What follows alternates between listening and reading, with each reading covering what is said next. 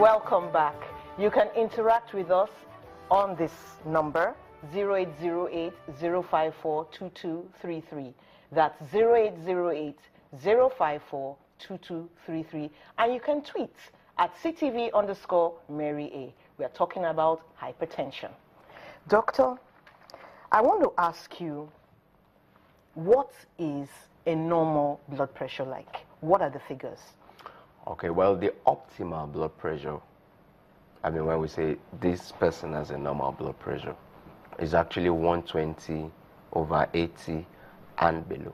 And below. Yeah. Now, of course, the below also has its own lower limit. Lower limit, where it becomes low blood pressure. Yeah. But some people say that, you know, this is an individualized thing. Yes. For some people, 120/80 might not be exactly okay. That's why I said they're used to being a bit lower. Okay. Is this correct? Yes, I mean the normal. I mean when we talk of the range, we actually talk of between 100 and 120. But some actually get to 90, between 90 and 120, and between 60 and 80. All right. So that, I mean, if a patient has less than 90. Obviously, that is hypotension. Okay, for less than 90 on the bottom number, the diastolic. No, this is systolic. Okay, this is systolic. Yes, and less than 60 for the diastolic. Except if the person is pregnant, right? Yeah, if a patient is pregnant, pregnancy has a lot of issues with it. In pregnancy, progesterone is released, and that can cause, a reduction in blood pressure. But at the same time, a patient can also have pregnancy-induced hypertension. Okay, yes, so I was coming to that. Okay. Why does a person develop hypertension in pregnancy? Is it a totally different set of reasons from the normal hypertension? It's not really. Now, the chemical interplay, the hormone interplay, has a lot to do with this. And don't forget that, I mean, even though the fetus is growing within, it is not what the system has been used to before. So there is a lot of, hormonal interplay that comes in, I mean, to cause that. I mean, that we may not be able to, time will not allow us to really delve into that, but it's more of hormonal interplay. And some people have what we call pre-hypertension. Some people have, things that have been, brooding. They have some of the risk factors for it. They are not yet hypertensive. For example, somebody who is obese, somebody that already has some things, pushing towards that line. And when pregnancy comes on board, it may just push them over the line. Exactly. So that also happens. Are there diseases? Now, you've spoken of risk factors that could cause hypertension, but are there diseases that push somebody into hypertension, as in this person is sick of something and it now causes hypertension? Yeah, there are many, and that's where we talk of secondary hypertension. What we've been discussing so far has been primary hypertension, but there are secondary hypertension, okay, and they tend to be more commoner in the young. The commonest, is kidney problems. Okay, let me hold you there and take Olayinka from Ogun State. Hello, Olayinka, are you there? Hello, Olayinka. I think we've lost Olayinka.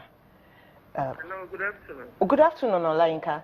What's your question? Good afternoon. Good afternoon. We can hear you now. What's your question? Good afternoon. Good afternoon. We can hear you. What's your question? Yes, I just want to know.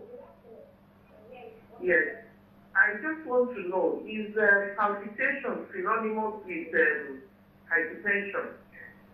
Okay, thank you very much, Olayinka. You've already spoken of palpitations, but is it synonymous? I think that's a completely different thing. Right. Now, palpitations is not synonymous with hypertension. In fact, there are so many things that can cause palpitations.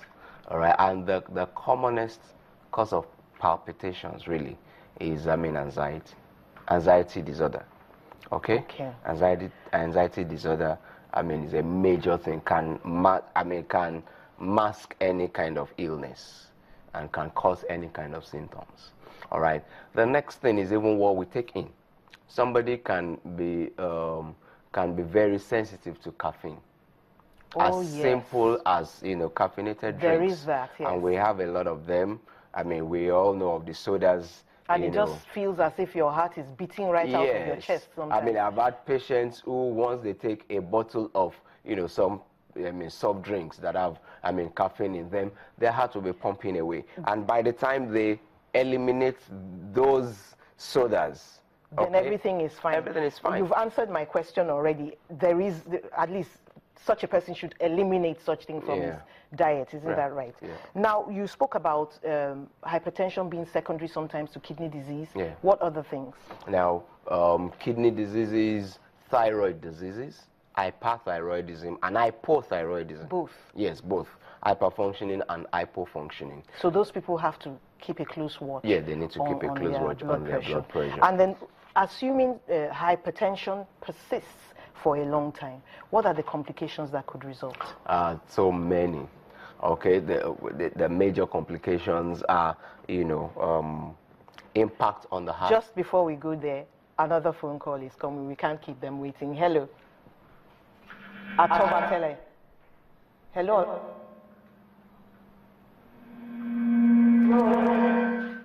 Hello, please, could you turn down your monitor? Just turn down your monitor really low so that we can hear each other. I only want to ask the doctor. Yes. What type of drugs can we use for hypertension? If you already have it. Normally I'm using Hypertension tablet. So how to know maybe that one is okay. Okay, thank you very much. Drugs for palpitation? No, he said drugs for hypertension. Hypertension. Right. But isn't that a specialized thing? Yeah, I mean, we won't prescribe drugs in the media like this. We won't prescribe drugs like this. I will advise him to get to his doctors, who will, give him the right drugs, because I mean, not all drugs will be good for a particular person. Do you understand? Yes. For example, a pregnant woman, I presume the person that called is a man, but for a pregnant woman, we don't want to give certain drugs because it can affect the baby. All right, and we don't want the unborn baby to already be subjected to some unpleasant things. For young men, we don't want to give them Aldomet because it can affect erectile function. Okay. All right. I mean, and you don't want life to be miserable for that guy just because he's controlling hypertension. Yes, when you can use other drugs that can even impact on him, do the work without giving him this burden.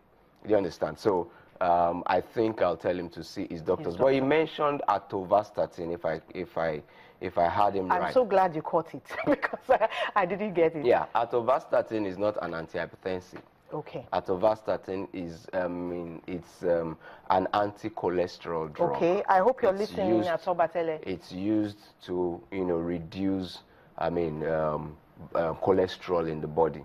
But speaking of which, let's go back to buying medicines in the chemist. Yeah. Even if somebody is hypertensive, isn't it wrong for the person to finish up his drugs and go and refill his prescription by himself? Should he just go to the chemist and say, look, I'm used to using this medication, just give me another one? It's not the best, it's not right, it's not ideal, and we advise our patients that they should always get back to the clinic, get back to your doctors, all right? And that's one of the things that we talk about when when we're addressing issues. Because, the patient may just keep buying these things, and for one reason or the other, some things may be changing, and he wouldn't know. And he's doing himself more harm. More harm, and by the time he gets back to his doctors, he has really moved far. Finally, can it be cured? Hypertension, yes and no. Now, the primary hypertension... We can't go into all that, except you can do it in 10 seconds. Yeah, the primary hypertension cannot be cured, it can only be controlled. Okay. But secondary ones, if you catch them very early, like, kidney disease, if you deal with it, that can, eliminate it. Hyper and hypothyroidism, if you deal with it. Adrenal issues, if you deal with it. Some of these things, if you deal with them, it can, help you to avert or, cure it. So secondary ones, yes. Primary, no. No. Thank you so much, Dr. Olusegun Joseph, for coming and giving us your insights. Thank you. And thank you, viewers, for letting us into your home. Thank you for your calls, Yinka and Atobatele. Have a great day. I am Mary Alale Yusuf.